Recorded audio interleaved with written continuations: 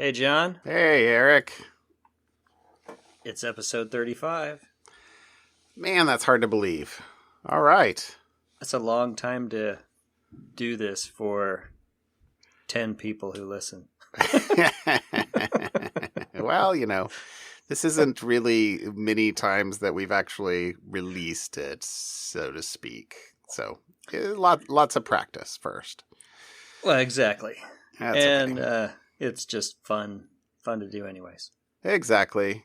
So, how was your week? Welcome back from vacation. Yeah, it was a great week. We had a great time in Idaho. I, last week, sat in my truck in the driveway, used the Wi-Fi from the house we had rented. Yeah, it was great. But, it's kind of, you're glad to be back at work. It's fun to be on vacation, but then you realize this isn't cheap and I need to pay for it. So That's right. That's right. Yeah. That's all right. It's fun. What else are you going to do? Sit in a hole? Anyway. And your week? Exciting. I know you just mentioned earlier you were doing your pickles. Yes. Actually, my parents have been here for a long time. This a lot this summer. They've been down in the Northwest, and they're going somewhere tomorrow, and they wanted to make pickles before they left. And a couple weeks ago, I made a batch of pickles, but I pretty much go through 2 batches of pickles a year. So, and that would be me sole, because nobody else in the house eats pickles because they are heathens and are have no taste, evidently, except in fathers and husbands, I guess. But when it comes to pickles, they don't. Anyway, so I grew my own cucumbers this year, though, and a couple weeks ago I had enough to do a batch, and that was great. And then my parents wanted to do some too, and they wound up driving all the way down to Woodburn and got like 50 pounds of pickles, or of cucumbers. Wow. And so we've, ever since about 5:30, we've been just doing nothing but cutting cucumbers and boiling vinegar and getting it all going.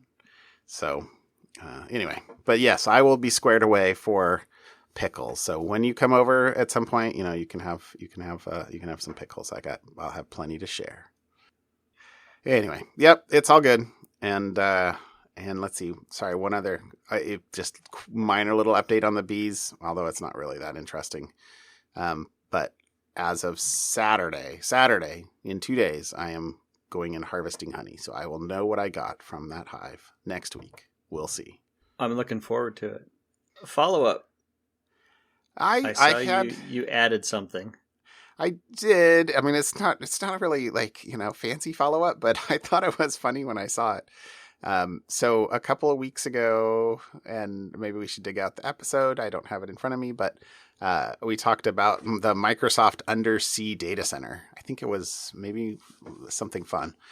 But I saw a link fly by that they added a live fish cam to the data center, so you can watch fish swim around. What did they say? 27.6 petabytes of data. I was trying to find the episode really fast, but I didn't find it. I'll cut that part out. Or, yes, it was episode... And we'll put that in the show notes. Yeah, right. Anyway, but I thought that was cool and related to something we talked about. I guess in a pre follow up too. I guess I would say, kind of in transitioning, Black Hat's going on at the moment, so I expect we'll talk about that more next week. But yep. I don't have anything super interesting that I've seen yet. Well, jump into the topics. Sounds good. Let's go. My topic, which is always fun. Anyways, the topics are fun because they're security related. Is an article about West Virginia, who is going to allow mobile voting, using your mobile phone to vote in the midterm elections. And it's only right now, as far as I can tell, the overseas voters. So it's not the entire state. It's just a small subset of people who normally have to fill out absentee ballots and send in paper ballots overseas. And they're going to attempt to allow them to do this. I will tell you, I saw that Twitter thread that you sent me. I was like, am I being like spoofed? This cannot be real. Punked? Yeah, thank you. Yeah. That's the word I was trying to think of. This cannot be real. This cannot be real. Well, and gee, where to start? Yeah, so I'm slightly conflicted. I think it feels like trying to do something that requires a high level of security or a high level of proof that something has not been tampered with. Something like voting is incredibly hard. There's no easy way to do it. I think I can appreciate that the state of West Virginia is going to try something with a small subset of people. But yeah, a security researcher basically saw this article and said, boy, this is crazy. They're depending on a startup. So first off, there's probably a problem right there. Startups are not known for high levels of security. I'd say rigor. Rigor, thank you. Levels of rigor. That's a good way to put it. Right? They're trying to prove that with what little funding they've been given, that an idea could work, and immediately trying to throw that into something as important to do really well as an election seems rough. And so the company has a website, and so the security researcher, I'll just scroll through, we'll link to the Twitter thread, but he just said, well, let's go see what about it. And he found out that a bunch of their website are running open ports, stuff from 2009, and just kind of some of the funny stuff. There's nobody to look to. There's no who's a security person you report to. It's got open ports to an admin panel on their database. What else? Yeah, it's just things that do not lend, like he even mentions, I'm sure these people are very nice people and trying to do a good job. I'm sure they're not just, a bunch of people screwing around, but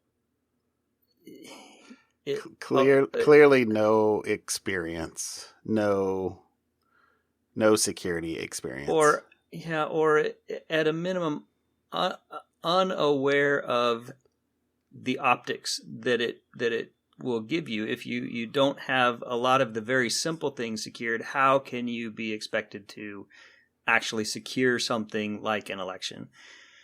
And what the article,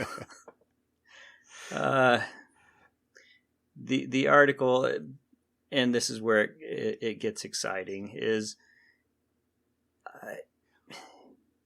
it talks about the company is a blockchain company. And you didn't want to say that, did I? Could tell. You're like, want to say you're that. Like, why do they even have to claim that? But you know that you can get funding if you're a blockchain company.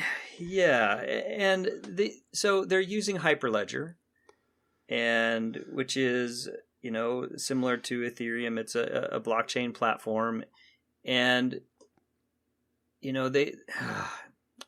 I don't even know where to go with this one. Anyway, so.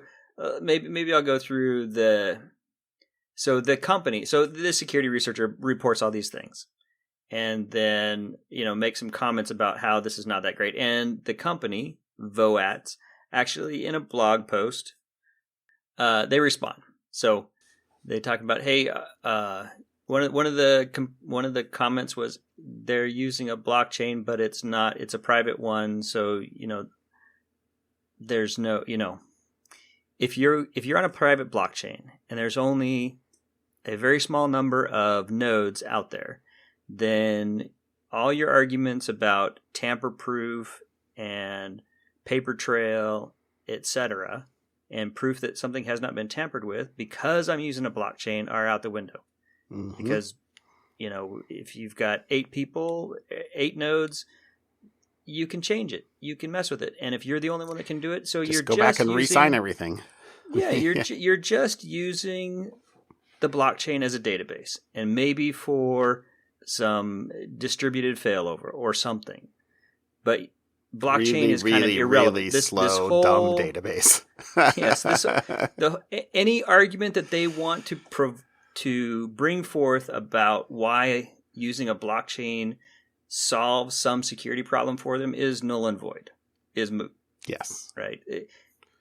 A blockchain might be a perfectly acceptable technology to use for what they want to use it for, but the security aspects that they want to tout because of a blockchain don't matter here. Right.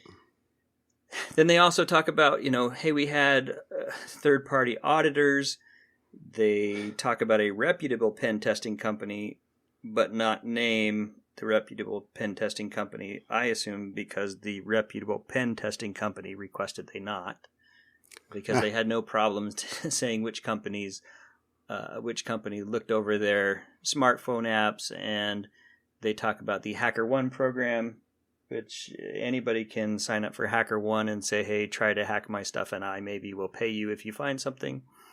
And then they hired some tools, which I'm sure are free pretty much anywhere, to conduct vulnerability scans and SSL testing. I have no clue what SSL testing means in that context.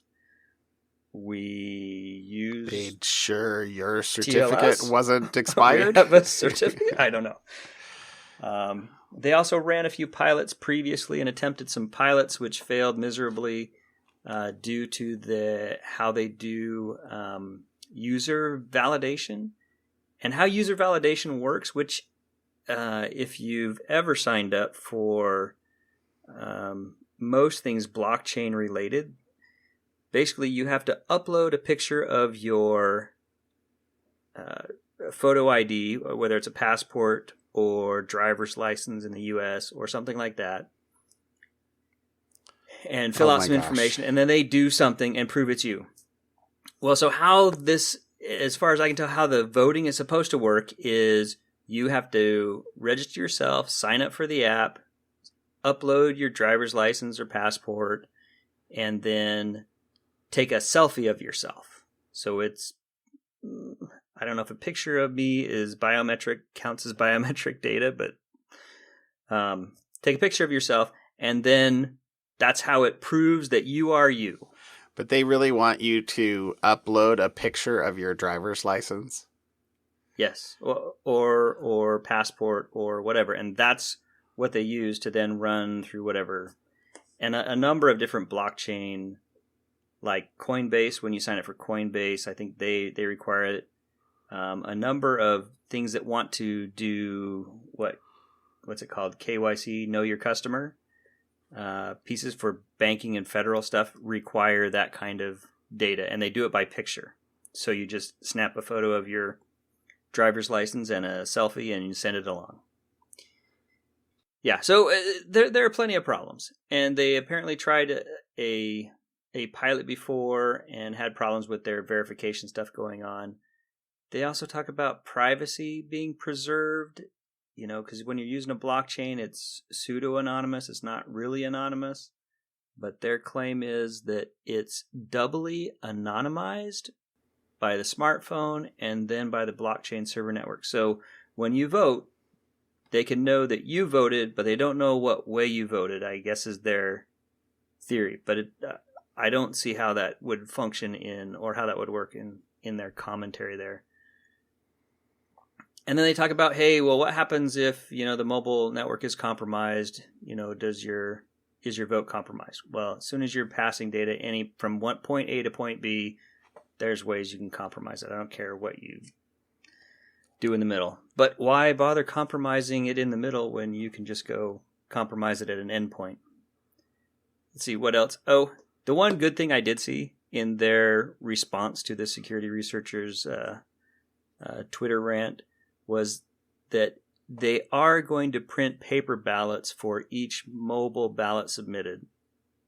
So every time something's submitted, they're going to apparently print a paper ballot at the same time that it comes in across the wire. So in theory, that might give you some so type it can of only paper be trail tampered with before it gets printed. at some point. I'm serious. When I read that thread, I was like, this cannot be real. Because you kind of skipped over the part where they had credentials checked into GitHub. Oh, yeah. Sorry. You know, I mean, yeah. Just didn't. Well, so, sorry. I actually did want to get to that one. So in their response, not that this makes it okay, but they said, hey, it was reported that GitHub and MongoDB credentials were posted online. Is this true? Their response says, no, the information being referenced is sample test code based on an open source example and has nothing to do with our current deployed system. Okay, but still, security rigor. Things that if you are serious about security, you just don't do. Oh my gosh. Yeah. I read that and and they were removed from GitHub, and maybe someone should let them know about a thing called history. So, anyways. That's the problem. So the article is from CNN. There's a couple other articles about it. We can link to the security researcher Twitter rant for the humorous bits. Read the CNN article for just kind of the outline, what it is. And I love, they asked some security people, and one of the quotes is, mobile voting is a horrific idea. So, well, I guess related to this, the XKCD from today. Yes. So if you're wondering why XKCD came out with that I think this is it. Now you know. That's right. Yeah. We'll have to link to that one too. But I think the fact that it's a blockchain related thing really is irrelevant to the conversation here, to what they're attempting to do. They're trying to allow people to vote, overseas vote, electronically. I think there is some merit to figuring out how to do that. I probably shouldn't be as glib about it as I am, because I do. In Oregon, we have mail-in ballots, right? Yep. So everybody mails in their ballot. You get you get it in the mail and you post it. There's easy ways to compromise that as well. Except I have to physically be somewhere. And anyways, voting and securing votes and making sure that they are accurate is a hard problem to solve, and more power to people trying to do it. But, don't make it so easy for people to kind of discredit. It's the fundamentals, though. Fundamentals. And you can't build a structure on top of, I was going to say weak fundamentals. No fundamentals. Yeah. But anyways, so that was my article. All right, that was a great pick. I'm really glad you chose that one, because I think that is the best thing I read this week. It was kind of funny, and yeah. All right. Anyways, try again. What do you got? I have, first of all, the link that I have here. A friend of ours, actually Marcelo, hosted with you a couple of weeks ago while I was on vacation, but he's the guy that sent this link. Right. But I have to say, the first thing that I feel a little dirty about is that it's from BuzzFeed. So I don't know if you've noticed, but BuzzFeed is turning like legit. Like BuzzFeed News is Uh, actually, I've read a number of things there that are not the top 10 things you want to do in whatever. I don't know. Right. Yeah. Well, So that's all right. Next up, the next news article on next news site that's going to be amazingly all true, and it's getting close, is The Onion. well, that's already true. I whoever writes The Onion is like, man, their job has got to be insane. They're like, I don't know. They got to be sitting on the street and How do thinking I about write just sarcasm? how do I write? I'm gonna have to start writing articles about, person drives car 10 blocks and doesn't get in an accident. I don't know, like boring plain stuff. Anyway, I don't know. I don't know how you're an Onion writer these days, trying to go beyond reality. Anyway, so so this was actually a Comcast security vulnerability, or a couple of vulnerabilities that, as per normal, exposed millions of customers' information. Not that they were exploited, no evidence of foul play, but the possibility was there because because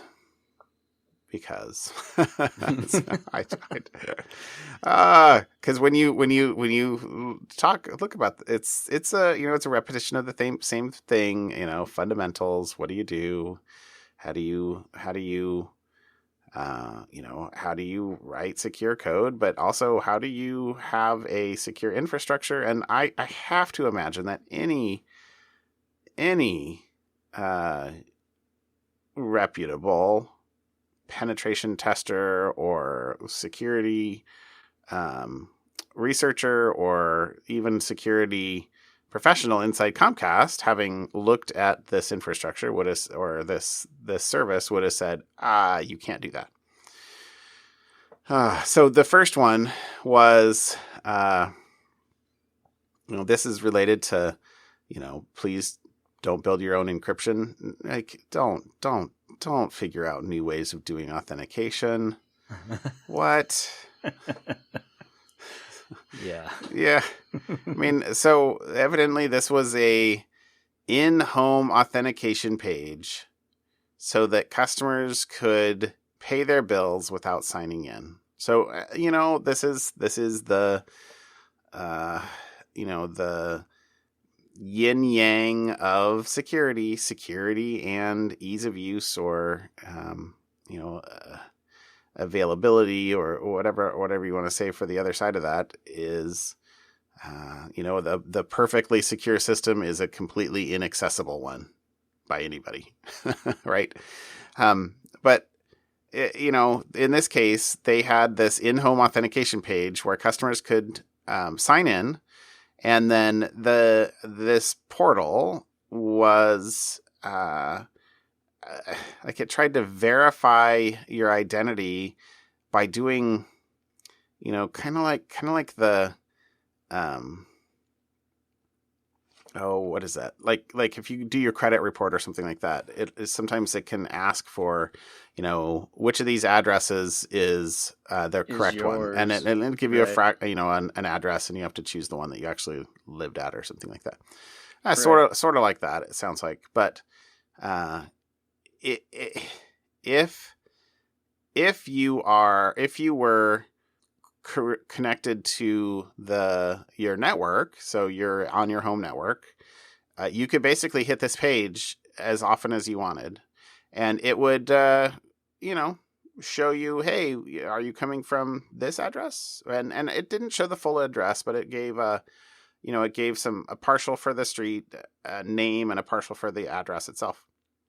Right. But since you could refresh it as many times as you wanted, and it didn't use the same fake ones every time, if you refreshed it enough, only one of them would be the one that same. Exactly.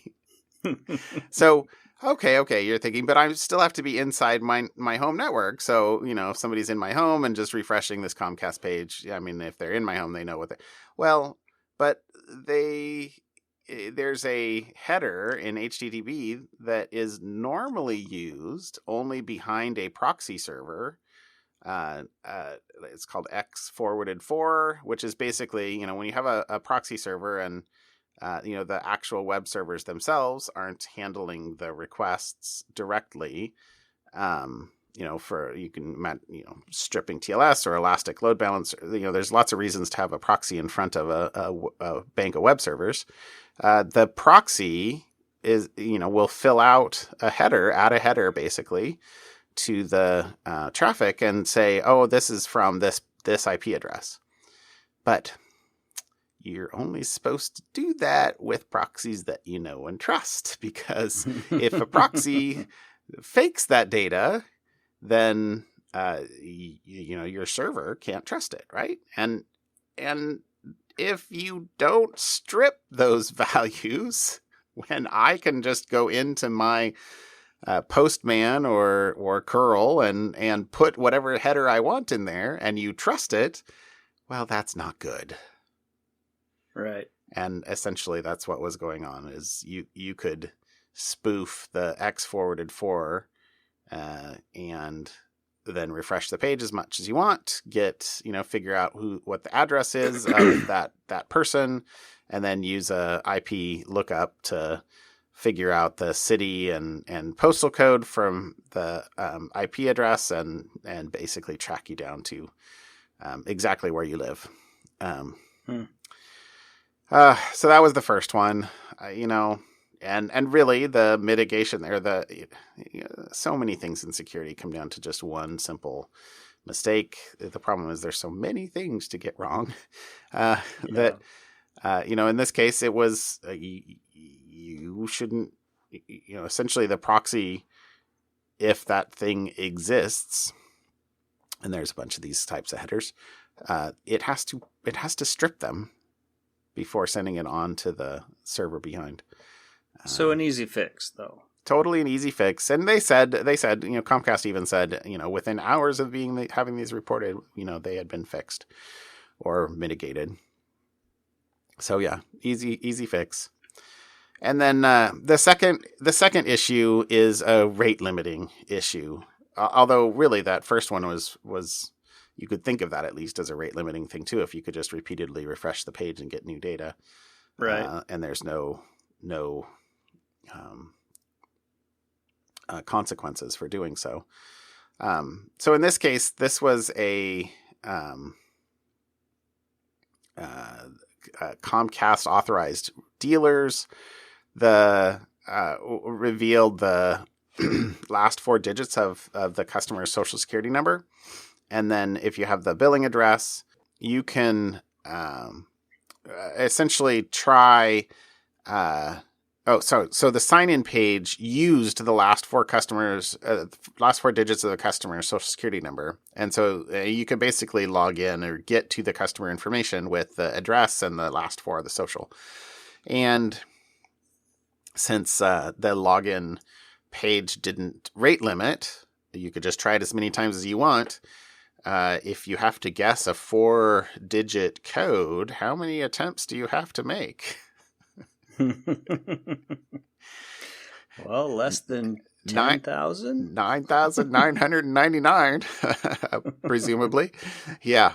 So you can basically just, hit that multiple times. Same thing in terms of an easy fix, right? Go in, rate limit it. You get 5 tries, and then you have to wait a second, and then maybe you have to wait 30 seconds, and then maybe you have to wait a minute. And, that is something that is, again, very, very,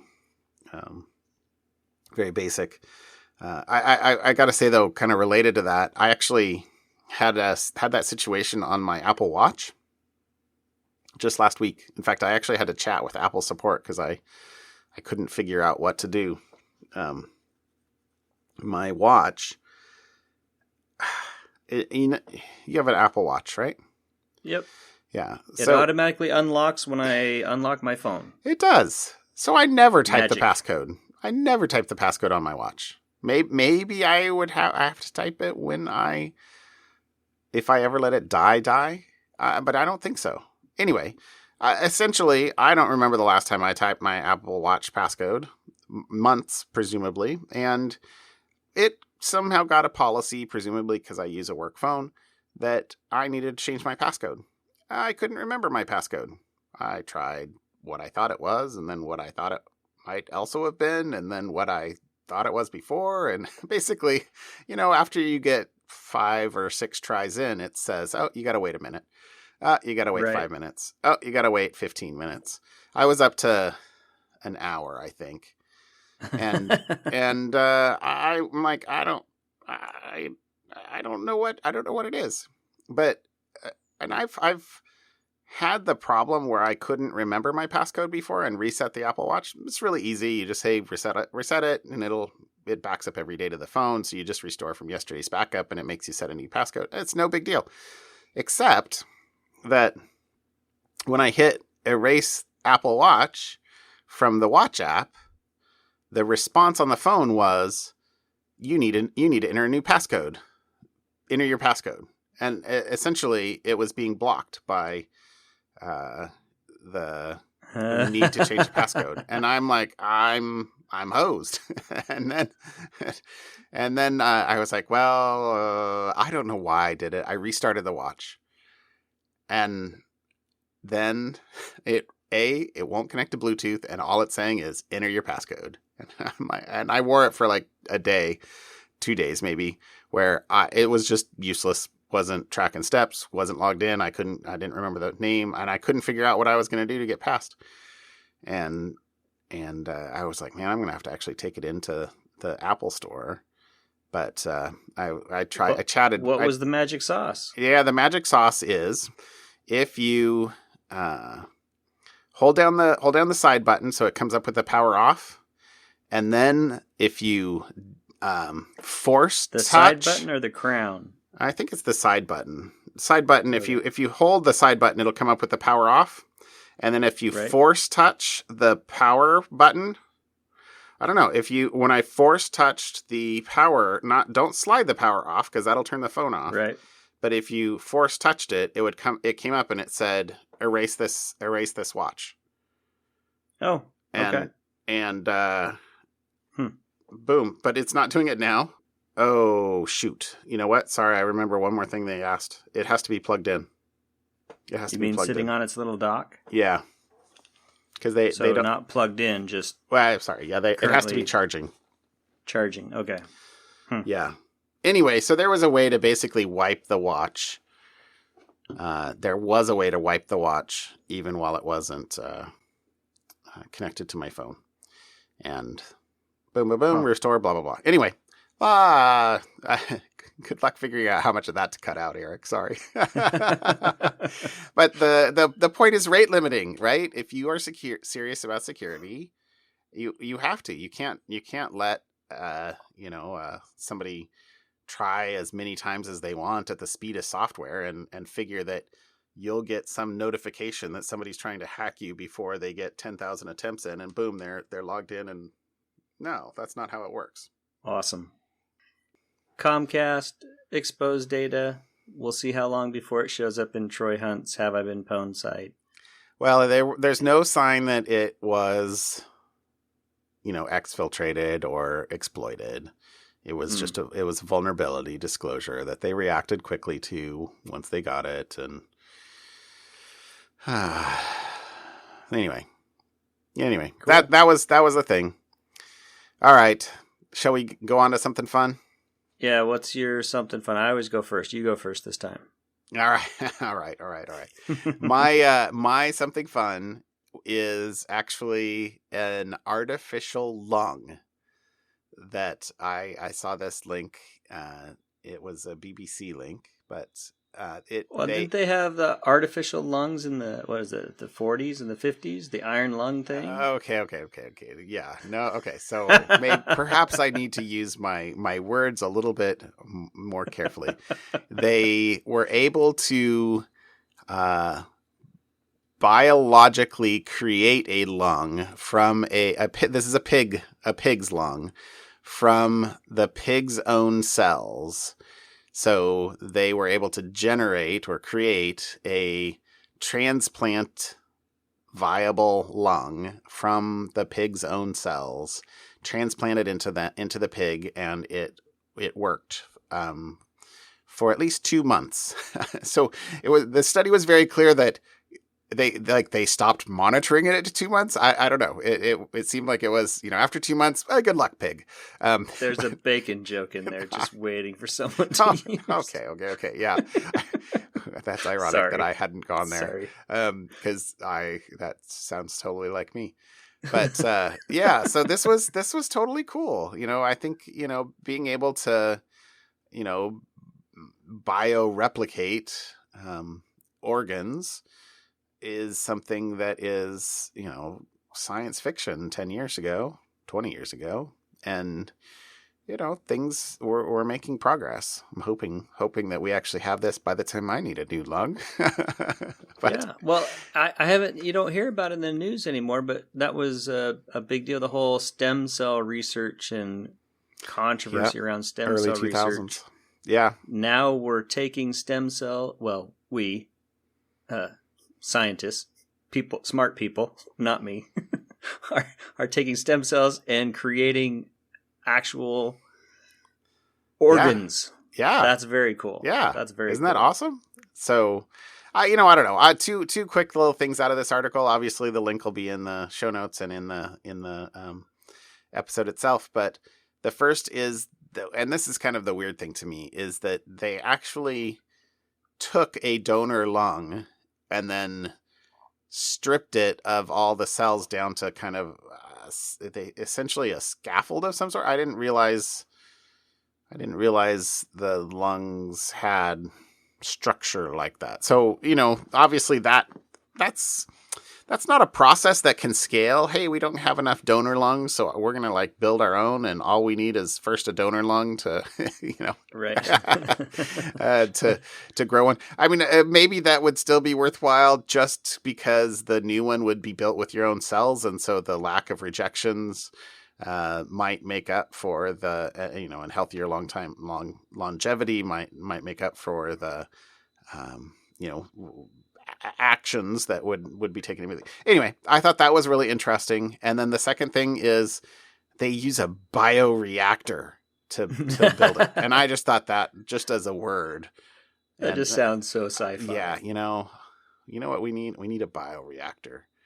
So anyway, that was my something fun. Check out the article. I'm sure there's more info if you want to dig deeper. I think that is fantastic. Very cool. All right, so my something fun. I'm going back to one of the things we did. On one of the early episodes. What was the first thing you bought on Amazon? Remember? Yep. that? Yep. Well, a book. I stumbled across it last week because last week on vacation up in Idaho there was a road rally, and there were Ferraris and Porsches and a McLaren. I saw a Lamborghini. So there's this big road rally. It was very cool looking cars driving around, things that I will never be able to afford. And I turned to my son and I said, when I was in college, I owned a Porsche. Trying to just be funny. Because my very first car, so what I want to do this week, and I'll ask you the same, the very first car that you bought with your own money. Okay. So the very first car that I bought with my own money was, I think was a sophomore in college, and I bought a 1967 VW Bug, and we'll link to, I found a website that sells them that had a picture of almost exactly what mine looked like, except for mine was very much rustier. But the 67 VW Bug in VW Blue had a Porsche engine in it.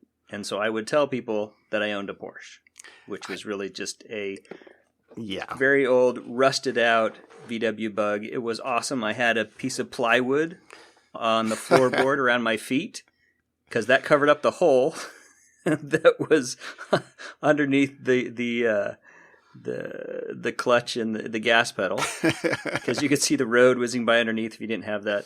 But that was a great car, a great first car, because it was a tank. It went anywhere.